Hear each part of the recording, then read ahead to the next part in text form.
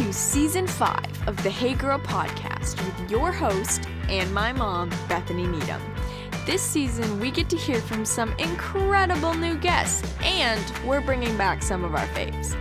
Each guest will share their story of running their race in their place, and we hope they inspire you to do the same. If you want more information or to connect with my mom, go follow our new Instagram at HeyGirlGram, friend us on Facebook at HeyGirlPod, or even better, join our brand new Patreon to get bonus materials, hang with my mom, and you get to help Hey Girl continue to grow and reach more people. That's pretty cool. All right, time to grab that seltzer and maybe a tissue box just in case. Here's my mom. Hey listeners, and welcome back to another week of the Hey Girl podcast. I cannot wait for this week's episode to introduce you to a new friend, Brittany. But y'all, fair warning on this one, you're going to want to grab some tissues. I was so encouraged and moved listening to Brittany's story, and I know this is going to be a huge blessing to you, but I also know it's likely to bring some tears and a whole lot of feels. So before we get to the episode, I just want to say a quick thanks to those of you, our listeners. I know I've talked about ways to support our podcast, and one of those being to leave a review.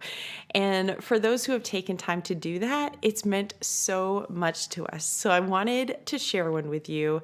My favorite part of reviews is when the name for the review is not only not an actual name, but it's also not one that you can necessarily read. So because I cannot read this collection, we'll say, of letters, we'll just call this the alphabet review.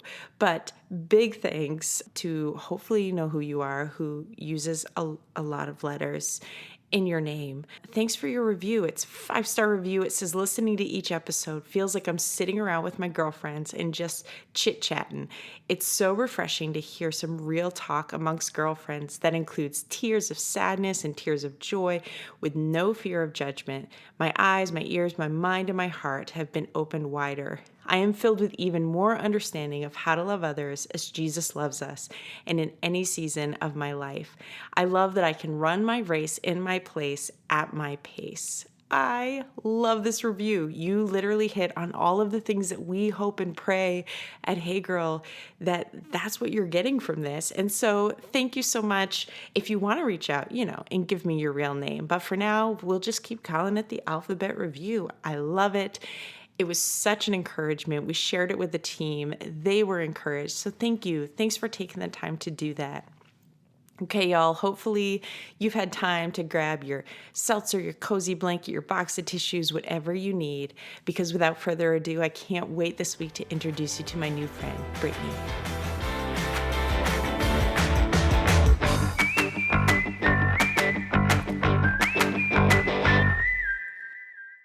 Okay, listeners, I am here with Brittany Arent, Brittany, we are meeting for the first time face-to-face.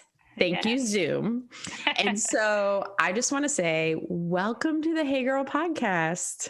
Thank you. I'm super excited to be here. I'm excited too. I'm also just really grateful that you took time off from air traffic control to sit here with me. Except yes.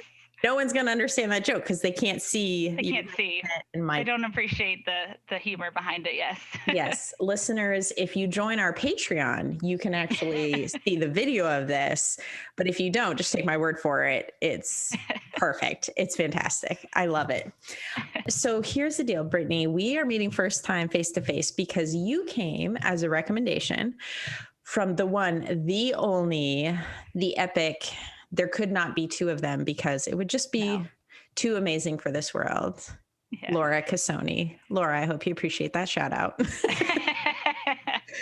And Laura and you went to school together.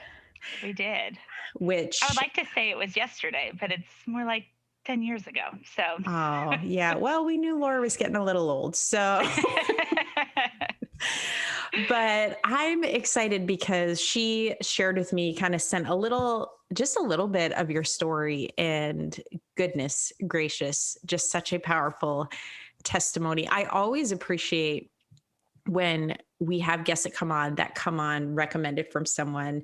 And I've said this before, I'll say it every time. I just think that is such a picture of what Hey Girl is about, because we want to encourage listeners to run their race in their place. And the fact that someone brought your name to me is testimony that you are in fact running your race in your place. And it's already been an encouragement to other people. And I think sometimes we just need to be reminded of that. And I know for some of us that can be uncomfortable to hear, like, well, I'm just a normal person out here directing traffic. Like, what do you want from me?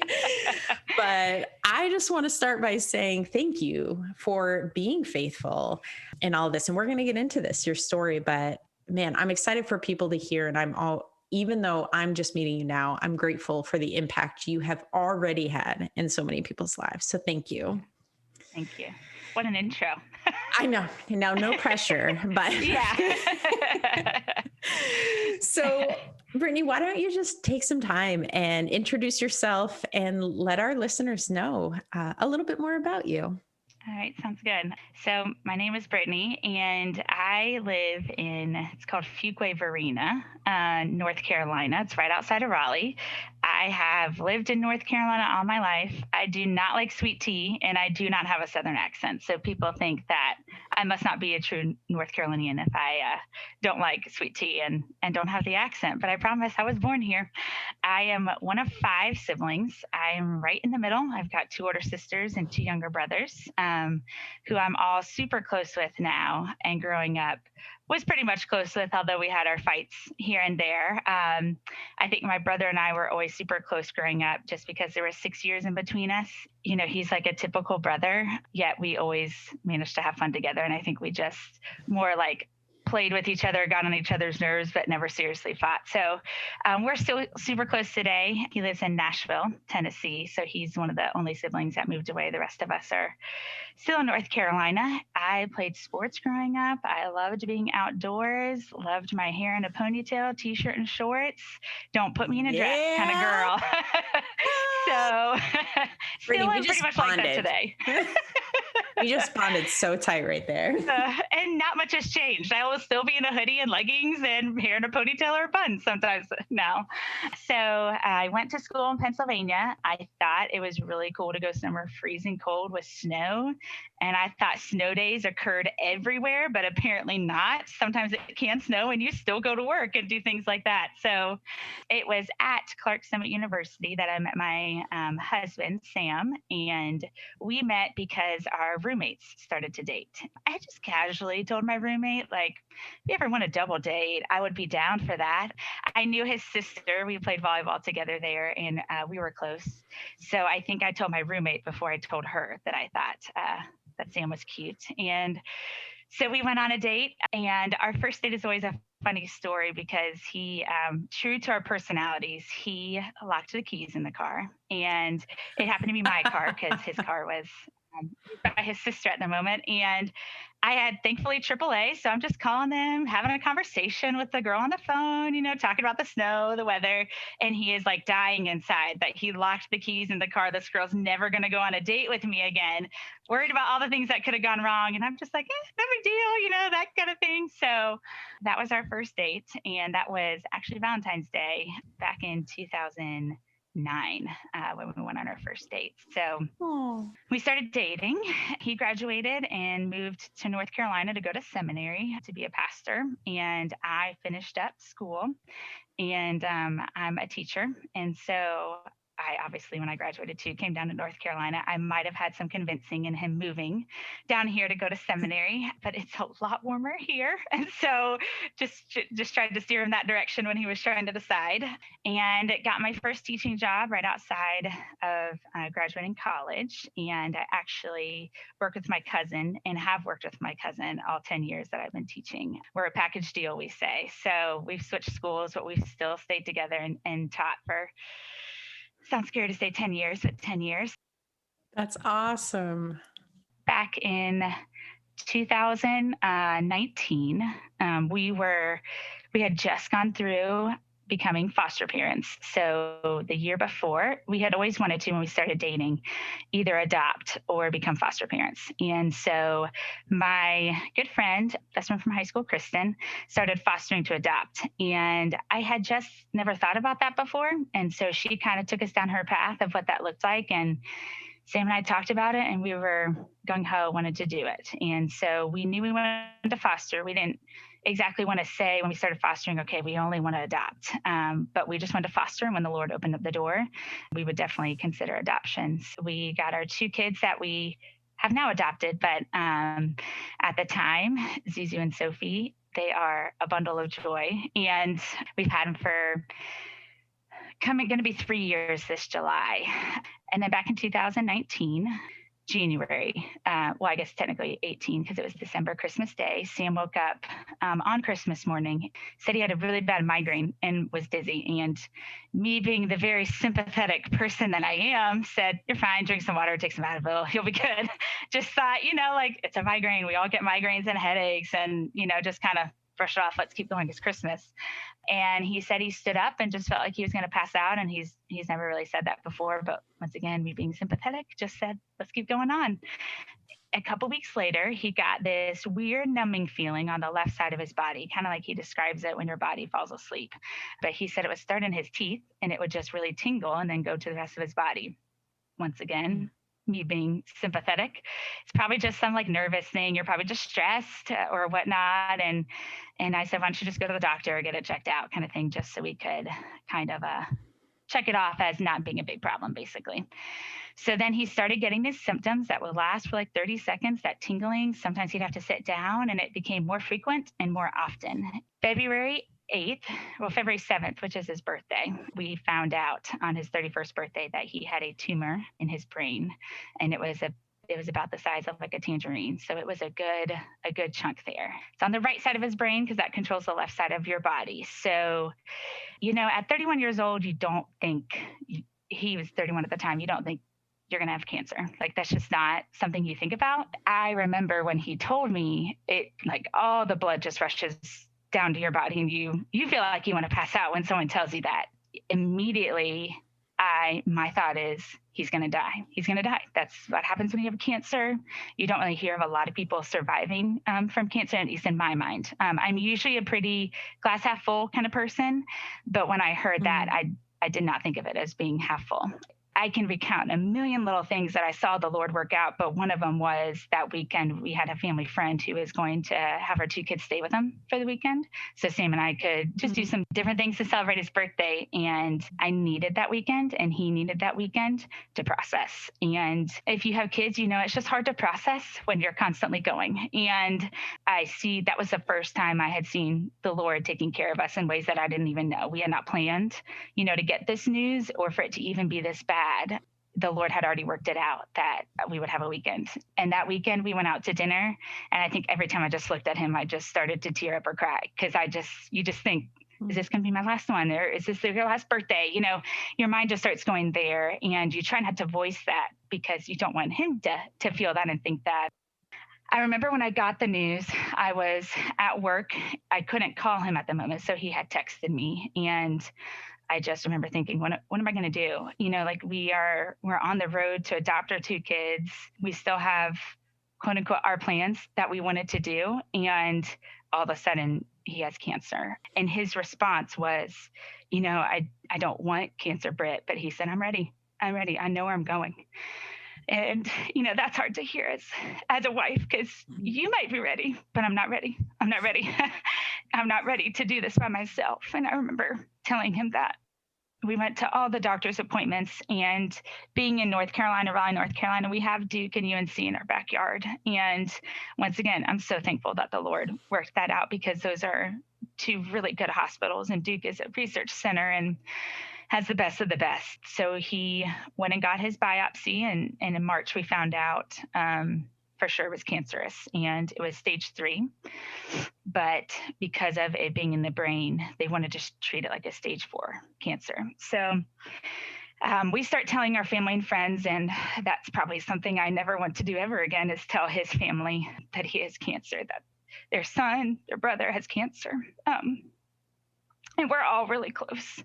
So that was really hard, telling both sides of the family. So as we started to tell people and ask them to pray, everyone kept mentioning this doctor at Duke, Dr. Friedman. And they kept mentioning his name. And I'm like, I don't know who this guy is, but everyone is saying, we need to go to him. We need to go to him. So Sam is calling, and we cannot get an appointment with this doctor. He's either booked or he's not accepting new patients. And so we were like, what do we do? And then about 2 days later, after he had called, and we're feverishly calling, Duke every day kind of thing, he gets a phone call from a Duke nurse, and she said, is this Sam? And he said, it is. And she said, you don't know me, but I know your wife. So talking about connections that we were talking about earlier, that plays a huge factor in this. She said, I swam and grew up with your wife. I knew I was Brittany Floyd. And so she said, but I know she's Brittany Arent now. First of all, whoever remembers their other people's maiden names, just the odds of that could only be the Lord, because I can barely remember my sisters, their sister-in-laws or whatever. I just don't. It's so hard. And so the fact that she recognized Arent and knew that it was me was just the Lord. And her name is Anna. And so all throughout our story, when we have moments like that, we call them Anna moments. They're God orchestrating everything. But she said, I work for Dr. Friedman. I'm one of his nurses. And she said, I know you've been calling and he's not taking new patients, but let me see what I can do. And she called us back the next day. He had an appointment the next week. They had already scheduled for his surgery. And just the Lord went ahead of all of it. And as we went there, we're meeting this doctor, and he's doing all these different tests on Sam. And he's done many different people's back surgeries. And he is very wise and very intelligent and knows how to do surgery really well. And so he kept saying, there's a really high risk in this. Well, obviously being your brain, you consider, okay, this is going to be a high risk. And he said, I can't take away the cancer, but I can prolong your life. He said that every time we met with him, that was the first thing out of his mouth. The surgery is not going to cure you, but it's going to prolong your life. And you hear it, you don't really think twice about it. So May 9th, Sam goes in to get his surgery to remove the tumor. And it was supposed to be 5 or 6 hours, and it lasted all day. My best friend, Kristen, came and sat with me. My mother-in-law and father-in-law were able to come down, which was such a huge blessing, because my children adore them, and I didn't have to worry about my kids. I knew they were in good hands, so I could be there with Sam. The doctor comes out at about, like I said, it felt like all day. He came out at about 5 o'clock, and he said, Sam has suffered a mini stroke during the surgery. And he said, it's not big enough to show up on the MRI, but we're not getting a response from his left side. So I'm thinking, okay, what does that mean? I know what it means, but what does that mean? And they said, we're bandaging him up right now. You can see him in a little bit. So once again, what was an hour felt like 20 hours. So I go back there, and he looks great because half of his head is shaved. So his scar is literally like a big question mark. And we call it, it's a perfect scar to tell people your story. And he's got bandage on, he's swollen. It is very evident he has no feeling in his left side. So basically he's paralyzed on his left side. Trying to be strong, that didn't work. I just start breaking down in front of him, and he has no idea what's going on because he's coming out of surgery. So he's still groggy. They said there would be lots of swelling because it's brain surgery.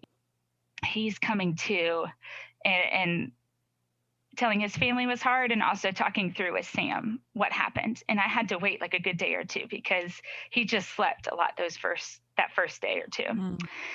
And doctors continuing to come in every 6 hours and ask him, what day of the week is it? How old are you? He could answer all those questions perfectly fine. So that gave me a little bit of hope that, okay, his brain is still there. His body might not be, but his brain is still there. I remember every doctor that came in, I would just look for an ounce of hope. Like, please tell me he's going to be okay. Please tell me he's going to be okay.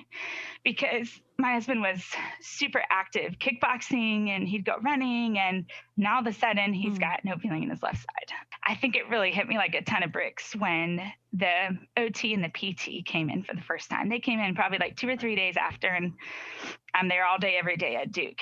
They had him sit up and he just fell right back over, not even any core strength to sit up. And she's asking me like, okay, how many steps do you have in your house? Do you think you could put a ramp in your front yard? And asking me all these questions. And I'm like, is he going to be in a wheelchair the rest of his life? Like, I'm a teacher. I don't have a flexible job where I can just stay at home and help him. And I broke down in front of her and she was like, okay, let's pause for a second. And she came over and she sat beside me. And it was 2 really young, very like bubbly girls. And once again, another Anna moment, because they were just what I needed. And she said, just so you know, we have to ask these. I'm not saying he's going to be wheelchair bound for the rest of his life. I'm just saying that this is protocol. And she said, who knows what it's going to be? He's going to be okay. His brain is okay. But this is just kind of protocol that I ask. And I was like, I'm really sorry I'm breaking down in front of you. I was like, I haven't gotten any sleep.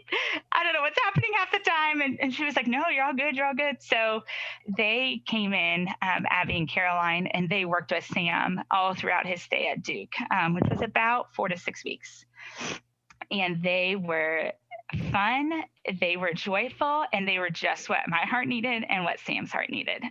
They helped him brush his teeth. They helped him stand up.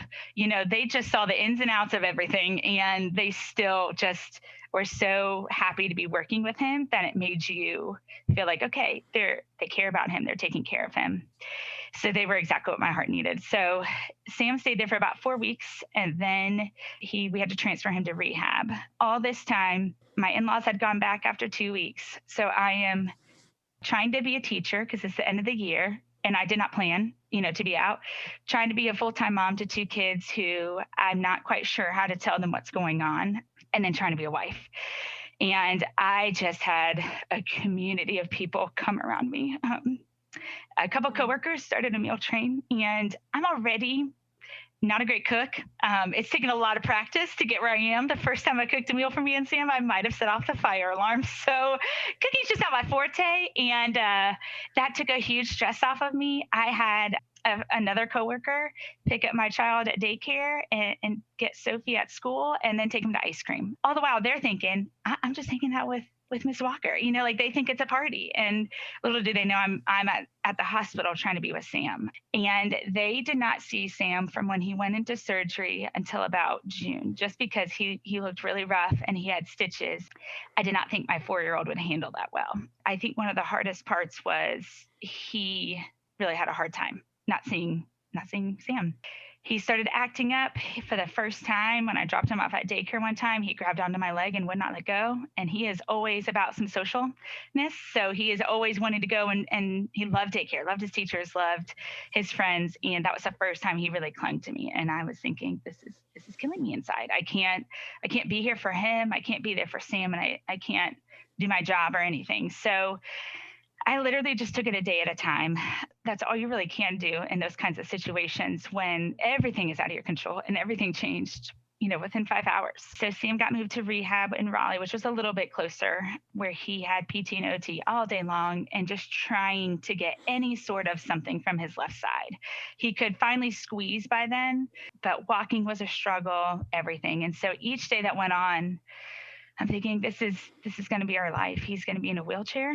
How am I going to do that? How am I going to do that with 2 young kids? And it's really hard too, when you're going through a situation like that, to go from a team parenting to a single parent, but adding another person to have to take care of.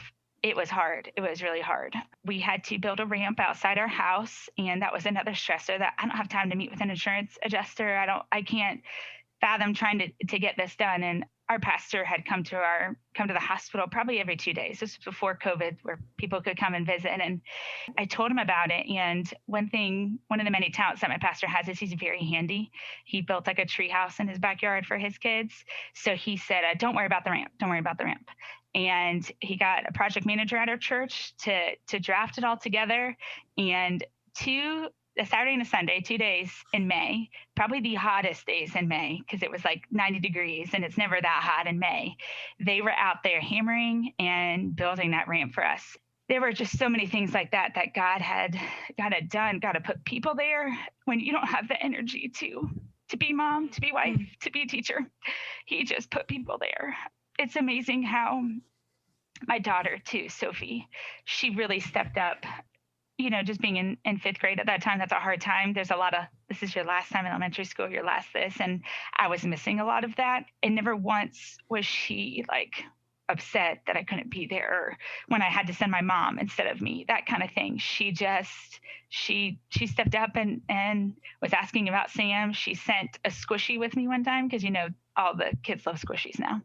And she had a plethora in her room. So she sent it one time with me and said, give it to him and he can squeeze it with his left hand, and just all those kinds of things. So it was tough looking back, and I don't know how we came through it, but we did. And it was only because of the Lord.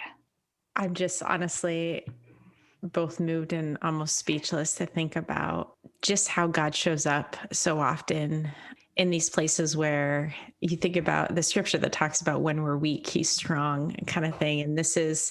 And you described it well, that those times when you don't have control, and you can't even fake it anymore. Yep. You're like, I can't, and I am not enough to do all the things. And I don't know how this is going to happen, and how in that kind of forced surrender, I guess, like God just starts pouring in through his people, through, friends, coworkers.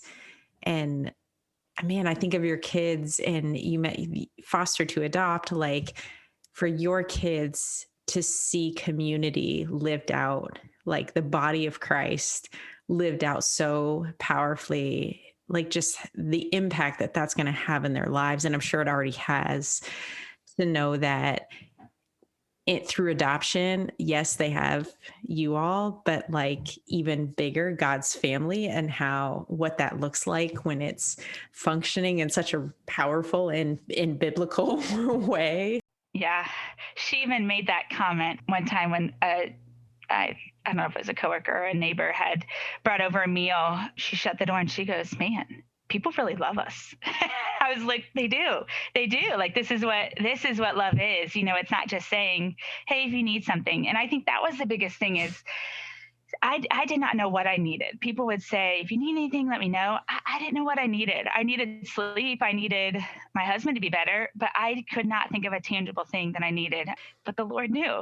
One thing he did, I have a friend who her husband is a landscaper. And so she texted me and she said, hey, Colin's going to come over and do your lawn. Do you think I thought about the lawn one time? No, I did not. But Sam coming home would have noticed that, and that would have been the first thing he noticed. And that was a need I didn't know I needed, but it was something little that she could do to help. And it was so many times like that, people would say, let us know if you want to schedule a play day. And I was like, I can't wrap my head around trying to schedule something right now. And then I had other people that said, hey, Tuesday from this time to this time, can I come pick up Sophie and take her for ice cream? And I'm like, yes, please. That would be great. Like they kind of said it and did it. And some of the things I didn't even know I needed, they just said it. And I was like, yes, I do need that. Thank you. So yeah. I know this is totally not the context of the verse, but for some reason it's making me think of where it talks about like the Holy Spirit interceding on our behalf, that like, I just thinking like when all we can do is cry out and we're like, I don't even know. Yep. I don't know what I need. And the power of God's Spirit being able to lay on people's hearts what you needed and didn't know you needed. Yep. And then for those people to respond, I think that's a good reminder for all of us when God lays something on our heart to not just like, well, I don't want to be intrusive, right. Or I like, okay, well, it could very well be that this, that individual person doesn't know to ask you this, but God is saying like, hey, do this thing or whatever it is. And absolutely, man. So this, obviously we mentioned 2019, there's this, then up until now, still a lot going on. So why don't you, walk us forward from that time? The ramp's built, he's coming home. Yes. What does it look like? So he was in a wheelchair when he came home from rehab. He had to come home in June because basically radiation and chemo took precedence over his rehab. So he was only in rehab for about 4 weeks. And then that summer, it was in the mornings, we would go to his PT, OT. He'd come home, take a nap, get a smoothie, and then we'd turn around and go to chemo and radiation at Duke. And chemo and radiation were every day. PT and OT were sometimes every other day, or we schedule it to where it'd be in the morning. And that was our summer of 2019. That was the first full summer we had the kids. I had so many plans. I wanted to go here and do that, and none of it happened. And it was good though. So we had our ramp. The kids thought it was a runway for them. So they would take a skateboard out there. They had the wheelchair out there and trying to go down it, and thought we might have to go to the hospital again for one of them. But they loved the ramp, and they loved, even when people came over, hey, let's go play on the ramp. Like that was the thing to do. So they enjoyed it. Sam finally started to gain some he could walk without his walker. He had to go to four-armed crutches, and he eventually could walk on his own. And still his left hand, he could move it, but he could squeeze, but nothing really typing or anything like that out of the question. And I think it was August or September, we were able to take the ramp down, which brought sadness to my pastor's heart, because he was like, man, that was the best ramp I've ever built. And so we were able to find someone who needed it. So we transported it to their house, thank goodness. But we were, the kids and the pastor are weeping in the background. Yes, they're like, you're taking it away. And I'm like, yes, we do not want this in our house forever. So that was a good day when we got to take that away. So Sam did radiation from middle of June till the end of July, Monday through Friday, every day. He took chemo pills along with that. And so then for a year after that, had to take chemo pills about 5 days out of the month. And this past July was when he was done. And once again, we had another celebration that he was done with his chemo pills. He has to go every 2 months to get an MRI. So he was clear for October. And then December comes. Of course, we almost made it to 2020 without any hospital stays or anything. There was a spot about the size of your fingernail that they were looking at, and it had grown since he stopped the chemo. So he had to get a quick biopsy. And because of COVID, I didn't go up with him. I dropped him off at the hospital, and I picked him up later that day, which I'm very thankful it was not like his surgery last time. But the biopsy was just obviously to check if it was cancerous or not. And it came back that it was cancerous. So he is back on his chemo pills, which now he takes a little dosage every day, and he takes it at night. We're very grateful that he never really had bad symptoms because of the chemo. He would take a nausea medicine with it. He only got sick one time. So even though he had the loss of hair, part of it was the surgery, he does have that bald spot, which part of it's radiation, part of it is he is losing his hair because he is older. And he does not like to admit that, but that's the only thing you can really tell about him besides his left side. He will take his chemo pill for a year. And it's so crazy to think that it's that small of a spot. But what I love about Duke is they don't just, let's do the bare minimum, let's attack it and try to get rid of it. So when someone goes through cancer, you're never really, every MRI, like, oh, this is going to be no big deal. Every MRI was a little holding of the breath. And what is this one going to say? That kind of thing. And the kind of cancer he has is never fully going to go away. What they describe it as is it goes dormant. So it's kind of like dandelions in your field. You can treat them, and you might never see one for 5 years, and then magically one will pop up out of nowhere. Or it could be a week later that they start popping up, which was, once again, tough news to hear. But we just thank the Lord every day that he has, and every day he still has. And we have both over the past year, because of how just watching the Lord work, we feel like the Lord is calling us to tell our story. Between both fostering and him having cancer, we feel compelled to just tell people, and not to look what we've done, but look what God's done, because there is nothing in this that we did. If anything, we might have made things worse sometimes, but it is everything of how the Lord took care of us. And I think that is something that I have seen the Lord do. Sam was always really good about in airplanes or, just in a train. He could get someone talking about their testimony, talking about who they were as a person. He's already shared his testimony and the gospel with it. And I'm over here just sleeping because I love to sleep on airplane. I know I look like I like to fly them, but I actually like to sleep in them. I sleep before takeoff. And like when I get onto an airplane, I'm like, all right, goal is to sleep. This is a nap time. And he's over there before takeoff, already talking to them. So we always put him in the middle seat and I get the window seat. And that's just who he is. And it's always been very convicting to me that I need to do more of that and be more gospel minded with telling people. And when you go through cancer, sometimes when you go through something, people want to give you their advice or their opinion. And sometimes that's helpful. But it was the one time that they couldn't say anything. And so they're like, how do you do it? How are you doing this? And people who are angry at the Lord, because how could someone so good do so many bad things in the world? How could he allow this to happen? Their mouths are closed when you start to tell your testimony. And you can't say anything. You can't tell me that my hope, the way I've gotten through this is because of the Lord.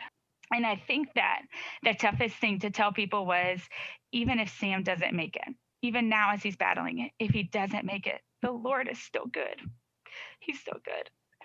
So that was what I made sure to try to tell people, that no matter the outcome, that doesn't change where my hope is. Does it make it harder? Absolutely. Does it make it scary? It still does. But my hope is still in the Lord, and that no matter what the outcome is, that he is still good. He's going to take care of us. He already has taken care of us, and he's going to continue to do that.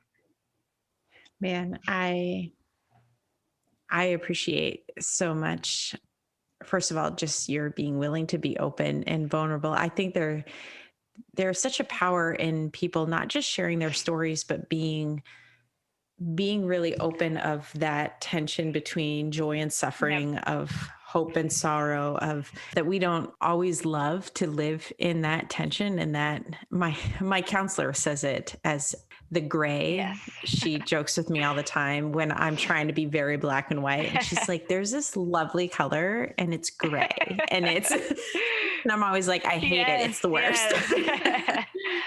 But it's, how God meets us in that space. And I am a firm believer that God does not waste suffering when we surrender it back to him, when we give it, like you said, it's that I've been having this conversation a lot recently, the exchanging the what if for the even if, and that whole, the Shadrach, Meshach, and Abednego were in the fire, and, God is fully able to do this, but even if he doesn't, and ultimately that's such a surrender to believing and trusting in a God that is bigger than what we can see, and, bigger than our today wants, that just, God, you have it, and you have it for eternity. And I am not going to try and pretend that I might try and pretend, but the reality is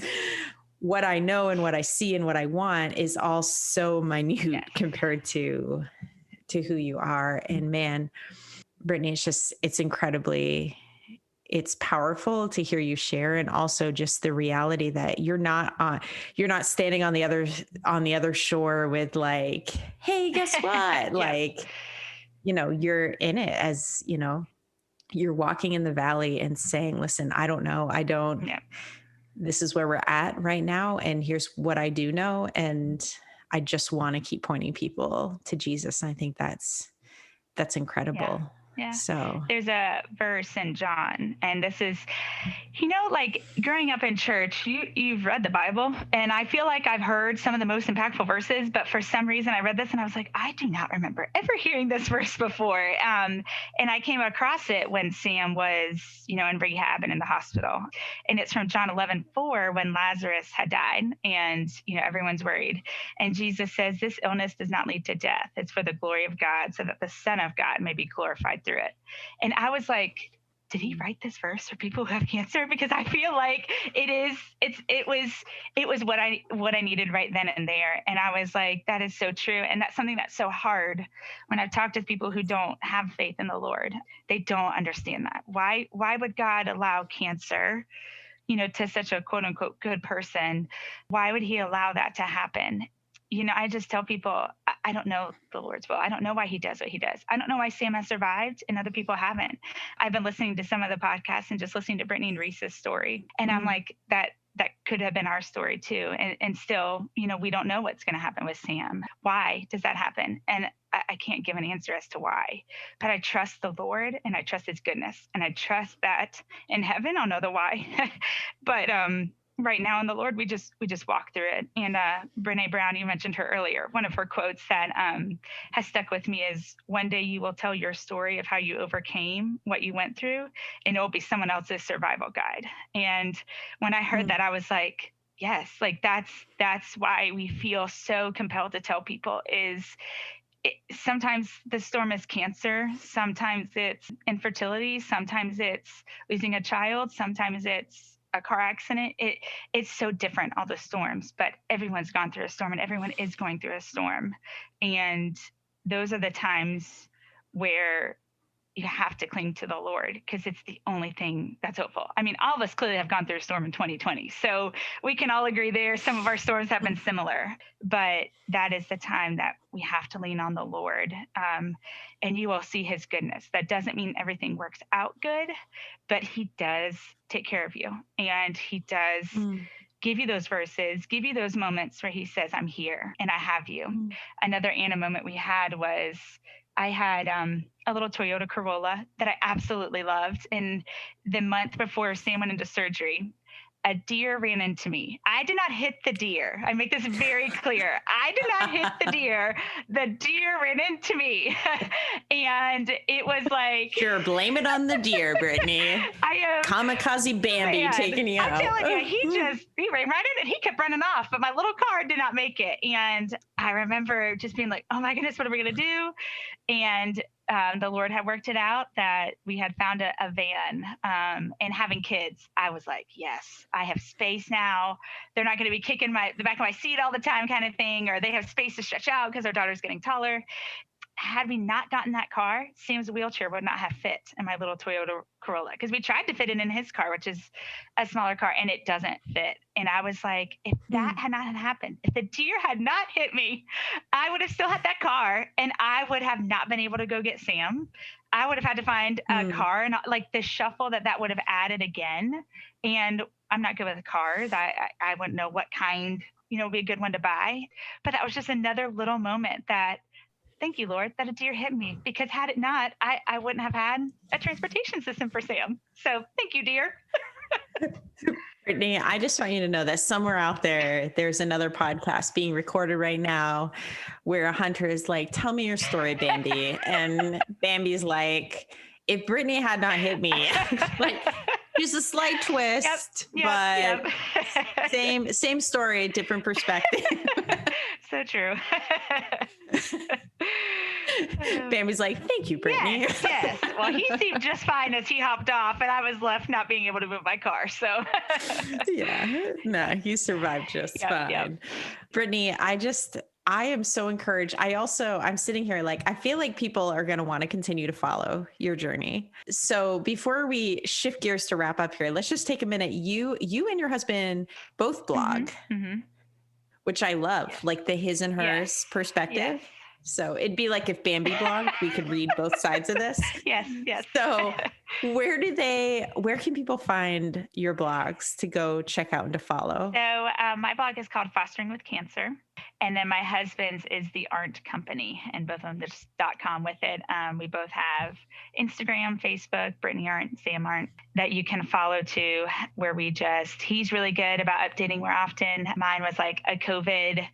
And if you're going through a storm, man, writing is like the best thing to kind of process things. Like, I didn't really process in 2019. I kind of just survived. And last year with COVID, I got to process, and just writing it all out. And I remember things that happened, but as I went like week by week, I was like, oh man, I forgot that happened. And I even read over some of it before coming on here. And I was like, oh yeah, I forgot about that. And I forgot about this. And just, it has a good place to look at that timeline of how the Lord worked too. So both of those are places you can go to.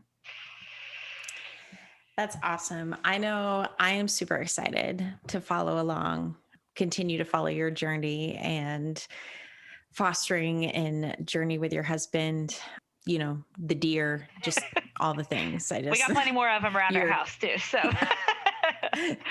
your future as an air traffic control. Yes. Who apparently falls asleep. So maybe not the right career choice. Yes. Just saying. Well, Brittany, thank you so much for taking the time, for being on today, and for sharing your story. I appreciate it. And I just know this is going to mean a lot to our listeners. So thank you. Absolutely. Anytime. And like I said, we all have our storms. It might not be cancer, but we all have gone through tough times, and it helps to hear other people's testimony, and always encouraging no matter what the outcome.